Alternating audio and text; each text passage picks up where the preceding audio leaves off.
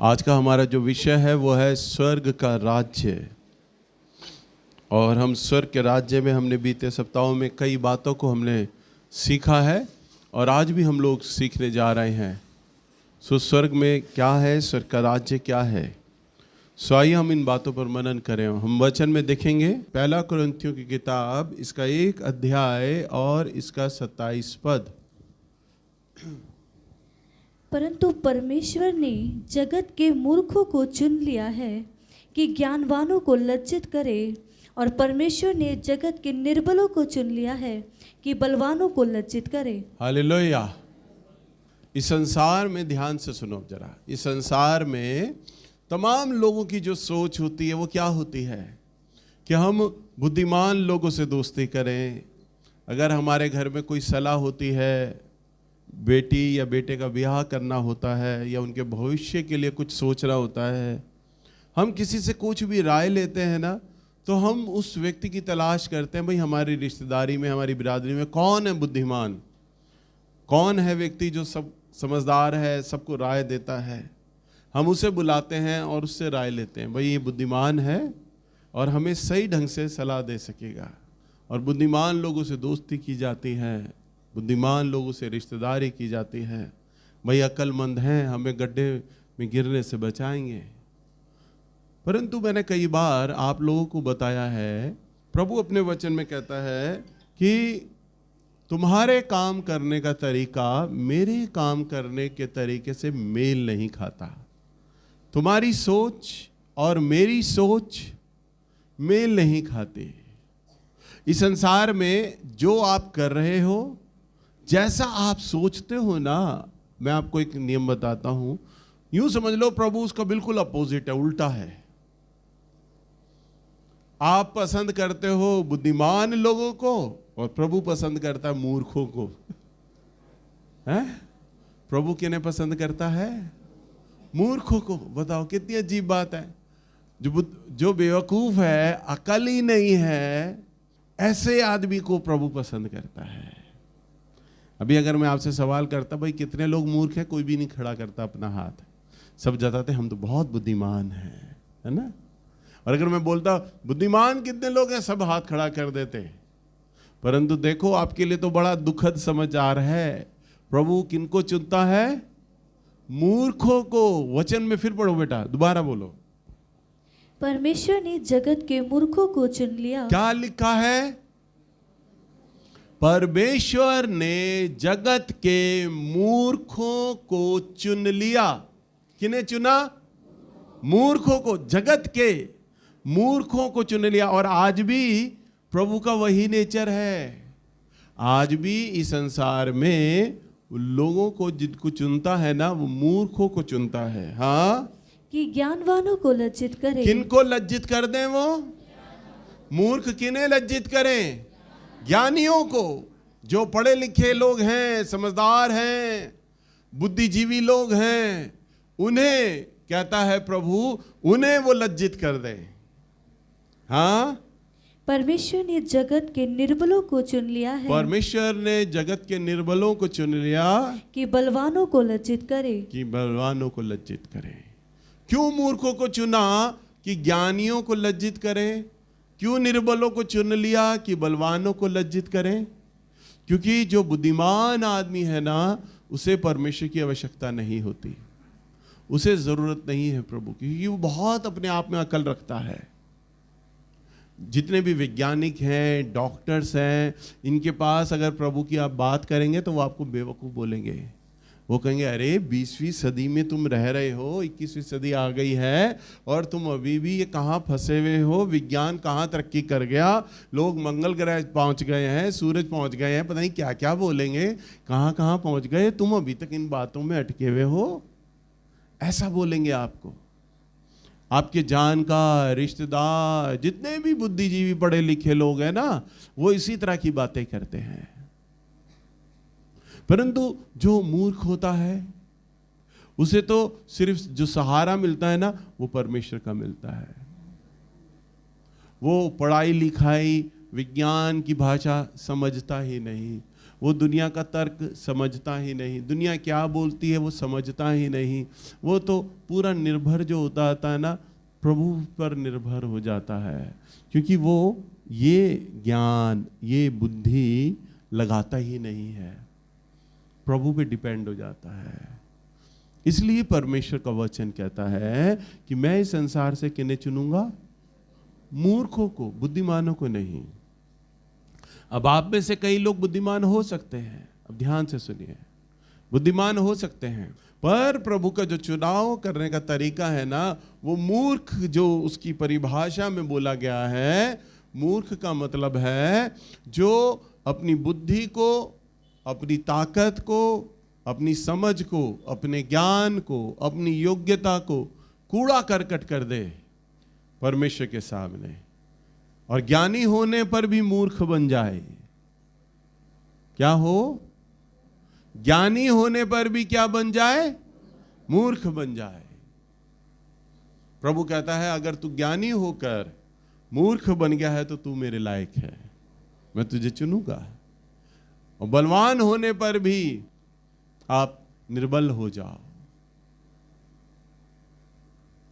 एक साइकिल रिक्शे वाले को कोई भी आसानी से टू व्हीलर वाला, बाइक वाला धमका देता है, जरा सी टक्कर हुई, चाहे बाइक वाले की गलती हो, वो रिक्शा चालक वाले को कूड़ा समझता है, बेकार है, उसे धमका देगा। और कोई कार वाला हो, वो आ रहा हो और बाइक वाले से उसकी टक्कर हो जाए तो बाइक वाले को धमका देगा, वो चमका देगा, क्योंकि कार में, बड़ी गाड़ी में बैठा है, स्टैंडर्ड बड़ा हो गया है, वो बाइक वाले को कुछ नहीं समझता, वो उसे वो एकदम से डांट देगा उसे, है ना।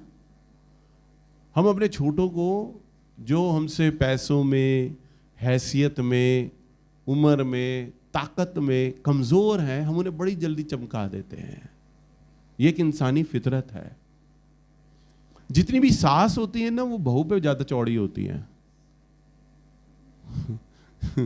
क्योंकि छोटी है वो आपसे, दर्जे में छोटी है आपसे, पद में बहुत छोटी है, कुछ भी नहीं है वो, इसलिए बहुत जल्दी सास हर बात में उसे टोकेगी, डांटेगी, है ना।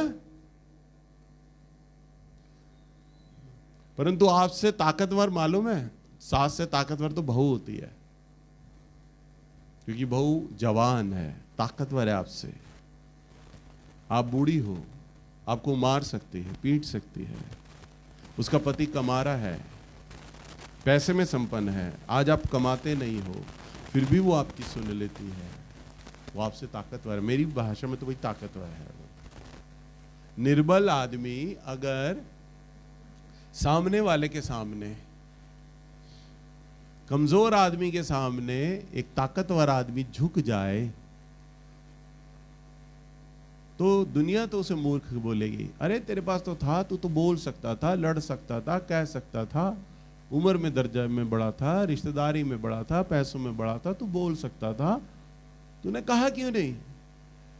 परंतु परमेश्वर की दृष्टि में वही व्यक्ति जो चुप रह गया, निर्बल बन गया, कमजोर बन गया, प्रभु से चुन लेगा। हालेलुया। ये प्रभु का चुनाव है, ये प्रभु का चुनाव है, ये उसके काम करने का तरीका है, ये नेचर है। तो जितनी भी आज यहाँ पे साइड में सास बैठे और अगर जो ससुर बैठे, सावधान। प्रभु का वचन में लिखा है अपने बच्चों को रिस मत दिलाओ, यानी क्रोध मत दिलाओ। आते जाते, खाटते बैठते, उठते बैठते, हर बात में टोकना बोलना, बहुओं को टोकना बोलना, हर काम में मीन मेक निकालना बंद, बिल्कुल भी। क्योंकि आप अपने ओहदे का गलत फायदा ले रहे हो। आपको प्रभु ने बड़ा बनाया है, इसका मतलब ये नहीं कि आप अपने छोटों को डांटो पीटो। मैं अपने चर्च का पास्टर हूं, अगवा हूं, बड़ा हूं, सबसे बड़ा हूं, प्रचारकों से बड़ा, सबसे बड़ा। इनसे पूछो मैं कब इन्हें डांटता हूं मैं। और अगर इनकी गलती पे, किसी की गलती पे डांट भी लेता हूं तो मैं तुरंत उनसे मना भी लेता हूं, क्योंकि मैं मनुष्य हूं, क्रोध आ जाता है। पर अगर इनकी गलती पे अगर मुझे गुस्सा आ गया तो मेरा गुस्सा जल्दी ठंडा भी हो जाता है, मैं मना भी लेता हूं सामने वाले को। पर मेरे नेचर में डांटना नहीं है, मैं डांटता नहीं हूँ, गलतियों को इग्नोर करता हूँ मैं, कोई बात नहीं, हो जाती, मेरे से भी हो जाती है, हो गई इनसे भी गलती। बड़ा हूँ, डांटता नहीं हूँ, प्रचारकों को नहीं डांटता, जो चेला लोग हैं उनको नहीं डांटता, क्वायर के बच्चों को नहीं डांटता, गलतियां करते नहीं डांटता, नहीं बोलता, इग्नोर करता हूँ। बड़ा हूँ परंतु सह लेता हूँ। परमेश्वर की दृष्टि में जो सहने वाला है, जो निर्बल बन जाता है, प्रभु के सामने वो महान बनता है। हालेलुया। तो बहुत से उदाहरण मिलते हैं ऐसे। तो परमेश्वर किन्हें चुनता है? मूर्खों को चुनता है। और बाइबल जो है वो एक बहुत ही अच्छा उदाहरण देती है, निकालिए न्यायियों की पुस्तक, पुराने नियम से 7वीं पुस्तक है न्यायियों की पुस्तक, और इसका 7 अध्याय और इसका 2 पद। यहाँ इसराइलियों में मनशेष कुल का सबसे छोटा बेटा है जिसका नाम गिदोन है, और उसके ऊपर, उसके परिवार के लोगों के ऊपर मिद्यानी लोग जो होते हैं वो हमला कर देते हैं। तमाम इस्राएली लोगों को लूटा करते थे, उनकी जो फसल हो जाती थी वो ले जाते थे, उनकी बहू बेटियां ले जाते थे। मिद्यानी लोग हमेशा हमला कर रहे थे, और इस्राएली लोग लगातार परमेश्वर से प्रार्थना करते, प्रभु हमें छुड़ा, हमें मिद्यानियों से बचा। और तब परमेश्वर ने उनकी प्रार्थनाओं को सुना और जवाब दिया। हम देखते हैं यहाँ पर परमेश्वर ने योजना बनाई इस्राएलियों को मिद्यानियों से छुड़ाने की। समझ पा रहे हैं? इस्राएलियों को मिद्यानियों से छुड़ाने की प्रभु ने योजना बनाई, और एक व्यक्ति को चुना, किसको? गिदोन को। और गिदोन कौन है? मनशेष कुल का सबसे छोटा लड़का, गरीब घर का और सबसे छोटा बच्चा। एक तो उस कुल का सबसे गरीब कुल, गरीब परिवार, देखो पढ़े लिखे लोग नहीं, हैसियत में धनी नहीं, और परिवार का सबसे छोटा लड़का, कुल का सबसे छोटा लड़का, और वो लड़का जो डरपोक है, मिद्यानियों से छुपकर कुंड में फसल अपनी छांट रहा है ताकि वो आटा निकाल सके अपने परिवार के लिए। डरपोक लड़का। और प्रभु उसे पकड़ लेता है, क्योंकि प्रभु निर्बलों को और मूर्खों को चुनता है। प्रभु उसे पकड़ता है और अब सेना बना रहा है प्रभु इस्राएलियों की। और देखो इस्राएलियों की जब सेना बनाता है ना, मुझे जब मैं बाइबल पढ़ रहा, मुझे प्रभु के डायलॉग, प्रभु का जो बोलने का जो तरीका है ना, बड़ा प्यारा लगा। देखो पढ़ो, लिखा है, क्या लिखा है? 7वां पद और इसका 7वां अध्याय और 2 पद। तब यहोवा ने गिदोन से कहा, जो लोग तेरे संग हैं वे इतने हैं कि मैं मिद्यानियों को उनके हाथ नहीं कर सकता। देखो प्रभु क्या कहता है? जो लोग तेरे साथ हैं वो इतने ज्यादा हैं कि मैं मिद्यानियों को तेरे हाथ नहीं कर सकता। अब किसी भी देश की सेना जो जाती है वो क्या सोचती है? हम गिनती में ज्यादा हों, है ना? एक बार जब हम बॉर्डर पिक्चर में मैंने देखा, वो सच्ची घटना थी, जब पाकिस्तानियों ने, वो 4,500 सैनिक थे और हमारे इंडिया बॉर्डर पर 90 सैनिक थे। पाकिस्तानियों को खबर मिली कि 90 सैनिक हैं, हम तो इंडिया आराम से जीत लेंगे, वो बॉर्डर खाली पड़ा है, हम मार देंगे। और हम 4,500 सैनिक गए 90 लोगों को मारने के लिए। बताओ, हमारी आर्मी 90 लोगों की और वो 4,500। गिनती में कितने कम हमारे लोग, और वो 4,500। उन्हें पूरा विश्वास था हम गिनती में बहुत ज्यादा हैं, हम गिनती में क्या है? बहुत ज्यादा, आराम से मार लेंगे। एक आदमी पर हमारा 50 आदमी है ज्यादा, उनका एक आदमी, अगर एवरेज लगाओ, एक आदमी पे 50 एवरेज की बैटरी हमारी, इतने ज्यादा है हम लोग, मार देंगे आराम से, इंडिया में एंटर कर जाएंगे। तो कोई भी देश की सेना, जो सेना की गणना करती है ना, गिनती से करती, किसकी सेना में ज्यादा लोग हैं। एक लॉजिक है भाई, ज्यादा लोग आ रहे हैं, हमलावर ज्यादा हैं। और प्रभु देखो, मैंने क्या कहा? प्रभु धरती के लोगों से बिल्कुल उल्टा करता है, उल्टा सोचता है। प्रभु क्या कहता है?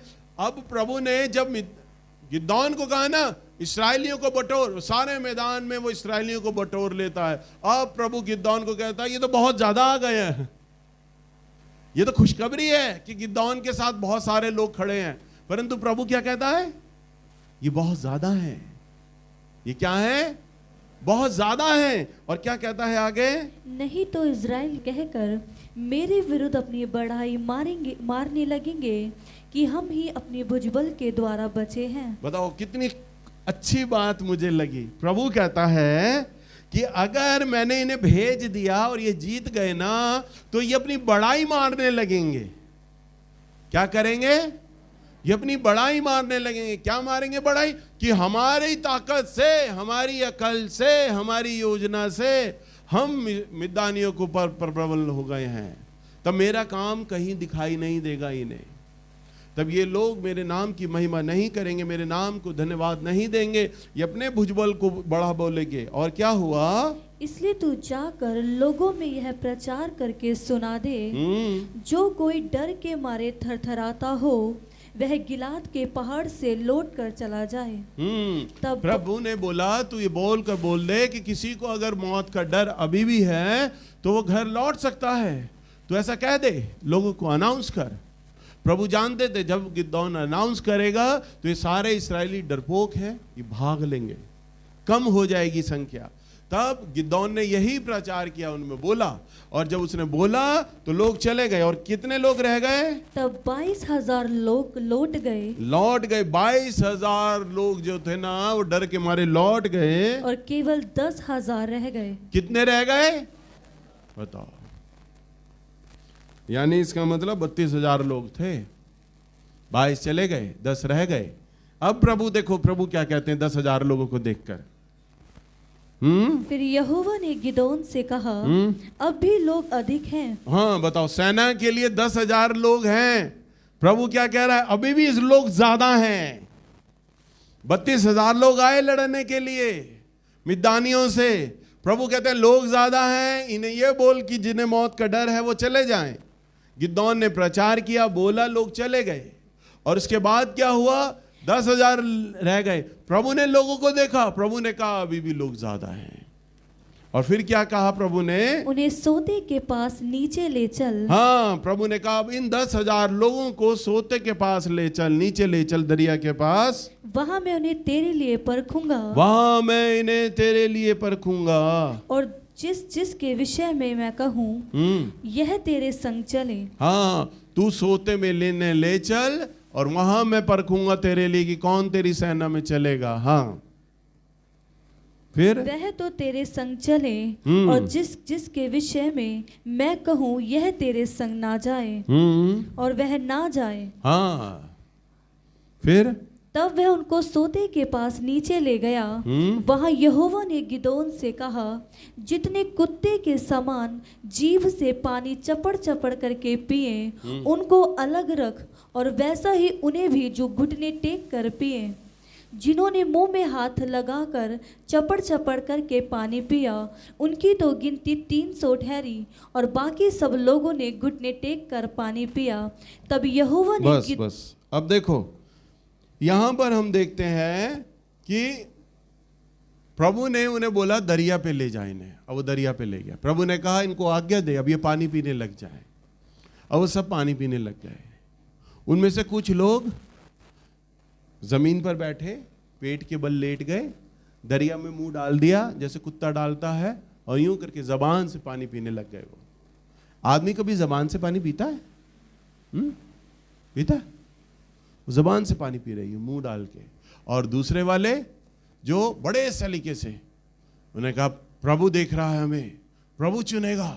और वो घुटने पे बैठे, दरिया का पानी लिया, हाथ धोया, मुंह धोया, कुल्ला किया। अरे प्रभु देख रहा है, हमारी तमीज को ही तो आंकेगा प्रभु, यही तो चेक करेगा तमीजदार है या नहीं, पानी पीने से पहले हाथ पैर धोते हैं या नहीं, प्रभु ये देखेगा। तलवार रख दी, बर्छी भाला रख दिया, आराम से सलीके से लिया, हल्का हल्का करके पानी पी रहे हैं। प्रभु देख रहा है मुझे चुनेगा, प्रभु देख रहा है मुझे।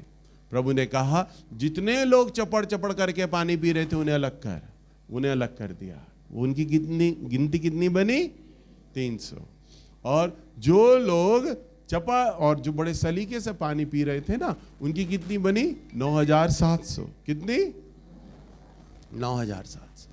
तो प्रभु ने किनको चुना होगा आपके अंदाजे से बताओ? 300 लोगों को। क्यों? क्योंकि वो गिनती में कम थे और चपड़ चपड़ करके पानी पी रहे थे, उन्हें तमीज ही नहीं थी, अकल ही नहीं थी। यहां तक कि पानी पीने की भी जो अकल होती है ना, वो भी नहीं थी। हालेलुया, बिल्कुल मूर्ख लोग। कई लोग चाय पीते हैं ना, यूं पिर्ची में डाल के, प्लेट में डाल के, पूरी सीटी बज रही होती है ना? पीते हैं ना, कई लोगों की आवाज आती है। कई लोग दाल चावल खा रहे होते, चम्मच खा रहे, है ना? हाँ, ये सारी बदतमीजी होती है, पच पच पच पच पच की। अगर आप लोग करते हो तो मत करना, पर बाइबल के अनुसार प्रभु आप ही को तो चुनेगा। हालेलुया। अब वो इतनी तमीज से खाना खा रहे, पानी पी रहे, प्रभु ने देखा जो चपड़ चपड़ करके पी रहे थे ना, प्रभु ने कहा बस ये 300 लोग मेरे लिए काफी हैं। हालेलुया, तू इनकी सेना बना और ये जाएंगे तेरे संग मिद्यानियों को लेकर छुड़ाएंगे। अब जो 9700 लोग थे ना, वो निराश हो गए। अरे हम तमीज वाले लोग हैं, हम पहलवान लोग हैं, तलवार चलाना हम जानते हैं, इन्हें तो तलवार पकड़ना भी नहीं आता, इन्हें तो लड़ना भी नहीं आता, इनमें तो इतनी भी तमीज नहीं थी कि पानी भी पी लेते। पता नहीं प्रभु ने इनमें क्या देखा जो इन्हें चुन लिया। हालेलुया।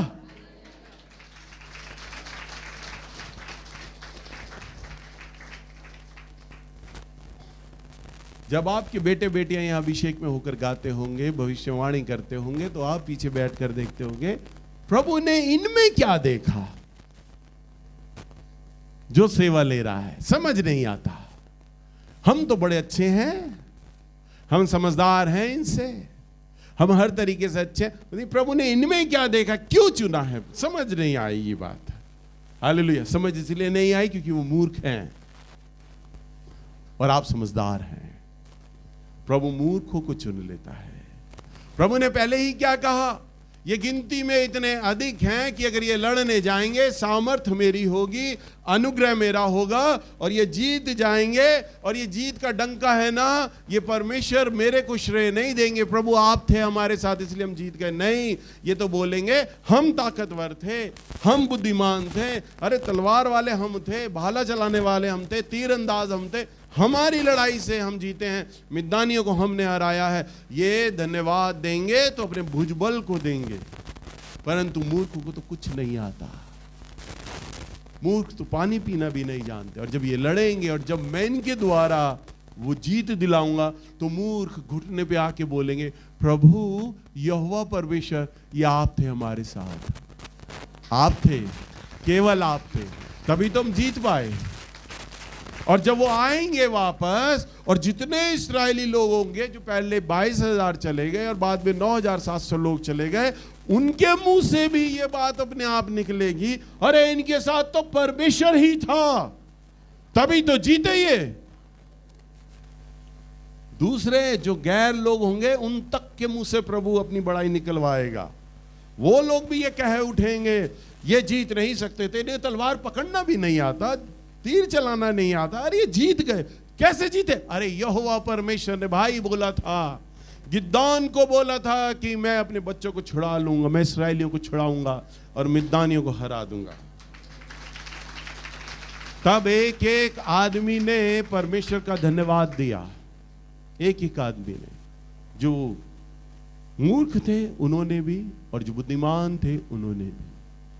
मेरा प्रभु जब काम करता है ना, वो एक कहावत है कि एक ही पत्थर से 2 शिकार ना, प्रभु की आदत है, एक पत्थर से 2 शिकार तो करता ही नहीं, एक पत्थर से सैकड़ों शिकार करता है वो। हालेलुया, वो इतना बुद्धिमान परमेश्वर है। वचन में लिखा है वो अपनी महिमा किसी को नहीं देता, परंतु मैंने प्रभु के साथ यह अनुभव में पाया है, वो अपनी महिमा देता है, देता है अपनी प्रभु अपनी महिमा। वो झूठ बोलता है, वो देता है अपनी महिमा। और वो किनको देता है? जो उसे सारी महिमा देते हैं, जो हर बात में उसको महिमा देते हैं, जो हर बात में उसको धन्यवाद देते हैं, और जो हर बार मूर्ख बन जाते हैं परमेश्वर के सामने, जो हर बार मूर्ख बन जाते हैं, जो ताकतवर होने बाद भी निर्बल बन जाते हैं और कहते हैं मेरे संग तो मेरा परमेश्वर है, परमेश्वर देख लेगा, परमेश्वर करेगा, प्रभु सोचता है, प्रभु ये करेगा।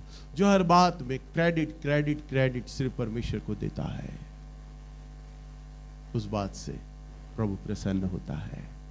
हालेलुया।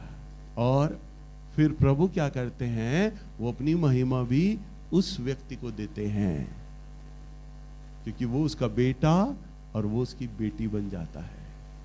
तो प्रभु बोलते हैं मैं इसको अपनी महिमा दूंगा, क्योंकि ये मेरे लिए सब करता है। हालेलुया। आपको मालूम है मेरी पढ़ाई कितनी है? कई बार मैंने बताया, मैं 10th फेल हूं, ज्यादा नहीं पढ़ पाया मैं, पर आज जब मैं इंग्लिश के लेटर ड्राफ्ट करता हूं, भेजता हूं SHO को, MLA को, मिनिस्टर को, कोई भी मेरी गलती नहीं छांट सकता। मेरी कलीसिया का BA पास लड़का कंप्यूटर पे बैठा हुआ था, मैं उसे लेटर ड्राफ्ट कर रहा, मैं बता रहा कि बेटा ये लिख, वो स्पेलिंग मेरे से पूछ रहा, भैया इसका स्पेलिंग क्या बनेगा, ये कैसे लिखा जाएगा। मैंने कहा तू ये बता, तू BA पास कैसे हो गया, छोले दे के पास हुआ था क्या? मैं 10th फेल, तुझे लेटर ड्राफ्ट कर रहा हूं, तुझे खटखट लिख देना चाहिए, तुझे मुझे बताना चाहिए, मैं तुझे बता रहा हूं।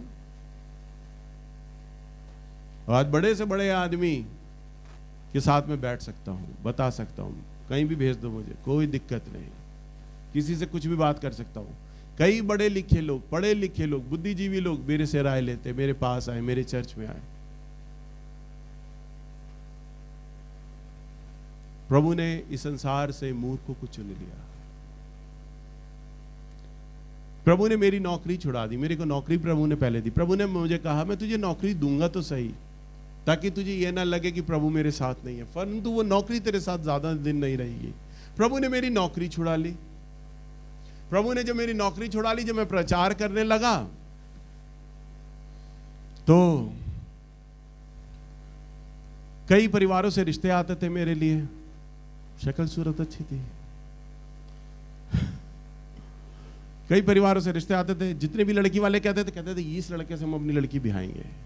मेरे घर में आते, जब उन्हें पता चलता लड़के ने नौकरी छोड़ दी, प्रचार कर रहा है, मुझे समझाता लड़की का बाप, बेटा झोला छाप प्रचारक कुछ नहीं कर पाते, ट्रेनिंग करो, सेमिनरी करो, पहले बाइबल पढ़ो पूरी, तब तुम सेवा करो। मैं कहता अंकल मुझे प्रभु ने चुन लिया है, मुझसे प्रभु सेवा लेगा। वो मुझे समझाते बेटा ऐसे लड़के को कोई भी लड़की अपनी नहीं देगा, समझ मेरी बात। एक लड़की का बाप रोज मेरे घर आता, समझाता मुझे, शाम 2-3 महीने तक चक्कर काटते रहे, बोलते रहे बेटा तेरे में सारी चीजें अच्छी हैं, बस नौकरी कर ले, हम शादी करेंगे अपनी लड़की से, कर ले कर ले। मैं ना, नौकरी नहीं करनी, नौकरी तो प्रभु ने छुड़ा दी। मेरी जरूरतें मेरा परमेश्वर देखेगा। हालेलुया। मेरी जरूरतें मेरा परमेश्वर देखेगा। जब यहां मांगे, मेरे रिश्तेदारों को चिंता रहती थी, वो मेरे पापा को राय देते, लड़की के घर वाले राय देते पापा को, यहाँ के जितने भी पड़ोसी हैं ना अगल बगल के, ये भी आके पापा को राय देते, आपका लड़का जवान हो गया है, इसको बोलो काम धंधा करे, प्रचार करने से कुछ नहीं होता। और आज वही पड़ोसी देखते होंगे। हालेलुया। और प्रभु ने मुझे कामयाब व्यक्ति बना दिया। आज मैं एक सफल व्यक्ति हूं, मैं अपनी सेवा में सफल हूं, अपने परिवार में सफल हूं। और जितनी भी लड़कियों के रिश्ते मेरे सामने आए थे ना, मुझे कहते हुए अच्छा नहीं लगता, उन सब के छोले और पत्ते बिखरे हुए हैं, उनके परिवारों में छोले। 2-3 लड़कियां तो विधवाएं हो चुकी हैं, क्योंकि गलत आदमी उनके हाथ में लग गए, और बाकी सब गरीबी में जी रही हैं, समस्याओं में हैं। कई बार मैं उनके परिवारों से जब मिलता हूं तो वो कहते हैं कि अरे नैल्स, हमें तो यकीन ही नहीं है कि तू इतनी तरक्की कर गया, तुझे तो प्रभु ने बहुत बरकत दी है। यूं बोलते हैं वो, उनके मुंह से निकलता है। जिन लोगों के लिए पहले मैं मूर्ख था ना, मूर्ख, मैं जब पर्चे बांट रहा था ना, एक बार मैं पर्चे बांट रहा था, पर्चे बांट रहा, मुझे सेवा करना नहीं आता था, प्रचार करना नहीं आता, मैं पर्चे खड़ा हुआ सड़क पर बांट रहा। हमारे ताऊ आते हैं ना, उनके बड़े बेटे यानी मेरा भाई, वो स्कूटर पे आ रहे, हेलमेट लगा रखा था। मैंने पहचाना नहीं। उन्होंने पास आके रुका, जैसे ही पास आके रुका मैंने उनके हाथ में पर्चा दे दिया। उन्होंने हेलमेट का शीशा ऊपर उठाया, काले रंग का शीशा था, उन्होंने उठाया। मैंने पहचाना, मैंने अरे भैया आप। मैंने उन्हें पर्चा दिया। कह रहे नीलू तेरी यही औकात रह गई, तू सड़क पे खड़ा हुआ होगा पर्चे बांट रहा है। ये बोला, पर्चा मेरा वहीं फेंक दिया सड़क पे और चले गए। मैं इतना रोया पर्चे लेकर फुटपाथ पे बैठकर। मैंने कहा मेरे भाई तक मुझे नहीं समझा कि मैं प्रभु की सेवा कर रहा हूं, मुझे बोलकर चला गया। तो वो पैसों में बहुत अच्छे थे वो लोग, बोलकर चले गए। बड़ा दुख हुआ। प्रभु की आत्मा ने कहा किसी की चिंता मत कर, मैं हूं तेरे साथ, तू मेरी सेवा कर। प्रभु की आवाज मुझे सांत्वना देती, मुझे तसल्ली देती, मैं अपने आप को फिर इंकरेज करता। कोई मेरे आंसू पोंछने वाला नहीं था, कोई मेरा सहायक नहीं था, कोई मेरे को ये नहीं, एक व्यक्ति भी मुझे ये नहीं कहने वाला था तुम बहुत अच्छा कर रहे हो। एक व्यक्ति भी, एक सिंगल आदमी भी। सब मुझे गलत ठहराते थे, तुम गलत कर रहे हो, तुम गलत कर रहे हो, तुम गलत कर रहे हो, सब मुझे गलत ठहराते थे। परंतु परमेश्वर ने उन सबको लज्जित कर दिया। आज मैं जहां कहीं भी जाता हूं, अपनी रिश्तेदारी में, जानकारों में, जो मेरे पुराने लोग हैं, उनके मुंह से अपने आप ये बात निकलती है, प्रकट होती है, तुम्हें तो खुदा ने बहुत बढ़ाया है। उनके मुंह से अपने आप निकलती है, क्योंकि उन्होंने हमारी पास्ट लाइफ देखी है, पुराना जीवन देखा है। जैसे इस्राएलियों ने कहा ना कि इनको तो जीत सिर्फ परमेश्वर ने ही दिलाई है। और आज हमारी दूर तक जितनी भी रिश्तेदारी है ना, उन सब से ज्यादा पैसों में, नाम में, इज्जत में हमें बढ़ाता जा रहा है परमेश्वर।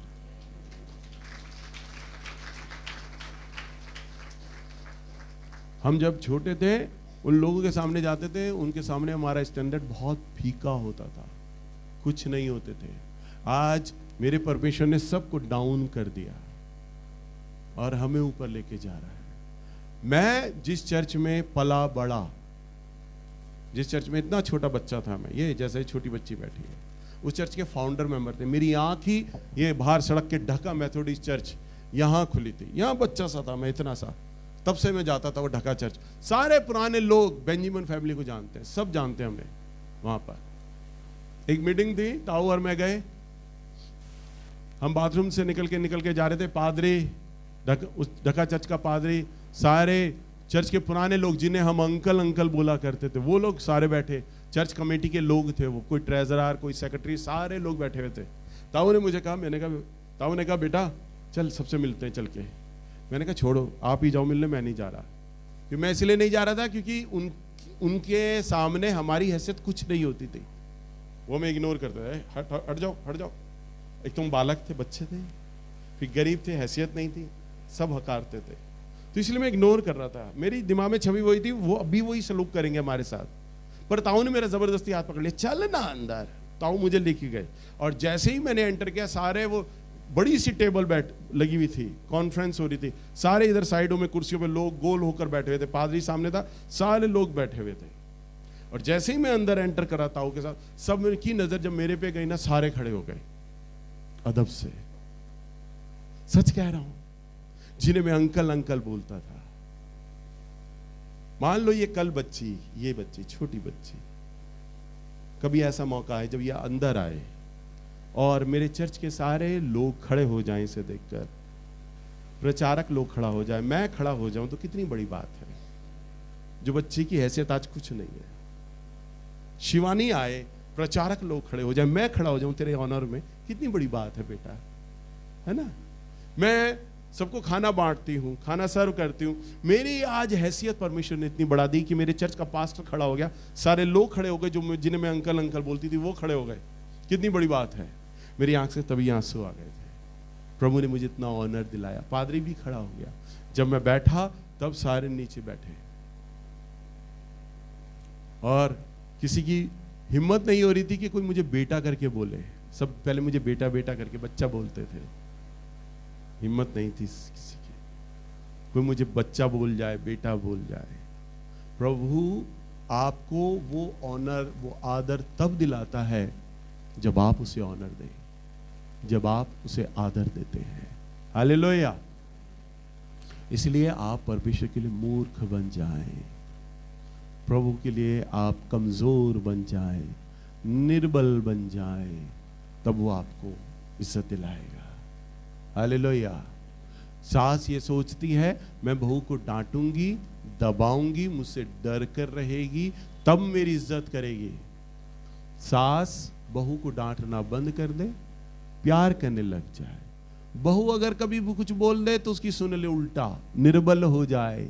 अब सोचो कि भैया क्या कह रहे हैं, और भैया सही सिखा रहे हैं वचन से। परमेश्वर उससे बात करेगा आपकी बहू से और बोलेगा तू गलत कर रही है,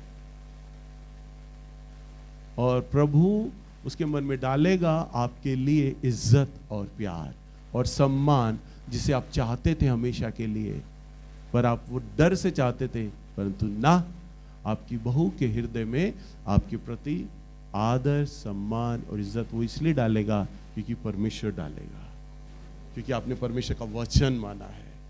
हालेलुया। आप बड़े होकर भी छोटे हो गए, इसलिए वह प्यार, वो डर डालेगा। कई पास्टर लोग अपने नाम की आइडेंटिटी के लिए, मेरा नाम होना चाहिए तो मैं प्रचार के लिए किसी को जगह ना दूं। मेरे चर्च में कोई अगर अच्छे से प्रचार करके चला गया तो कलीसिया तो कहेगी अरे पादरी साहब वो वाले भाई भी बहुत अच्छा प्रचार करते हैं हमारी कलीसिया में, वो बहन बड़ा अच्छा प्रचार करती है। पादरी कभी मौका ही नहीं देता अपने चर्च में किसी को। 99.9 लोग अपने चर्च में मौका नहीं देते लोगों को।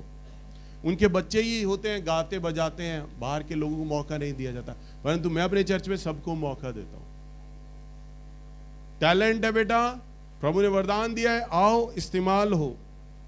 प्रचार करना है, मैं तुम्हें पुलपिट देता हूं, प्रचार करो। मुझे अपनी आइडेंटिटी का डर नहीं होता। कोई आकर ये ना कहे भैया इस लड़की ने तो इतना अच्छा वचन दिया कि आपको भी पछाड़ दिया। अरे मैं तो सुनना ही अपने कानों से चाहता हूं कि कोई ये बोले तो सही, भैया इतना अच्छा प्रचार किया इस लड़की ने या इस लड़के ने कि आपको भी पछाड़ दिया, बड़ा अच्छा प्रचार करती। मेरे तो कान ही तरस रहे हैं सुनने को।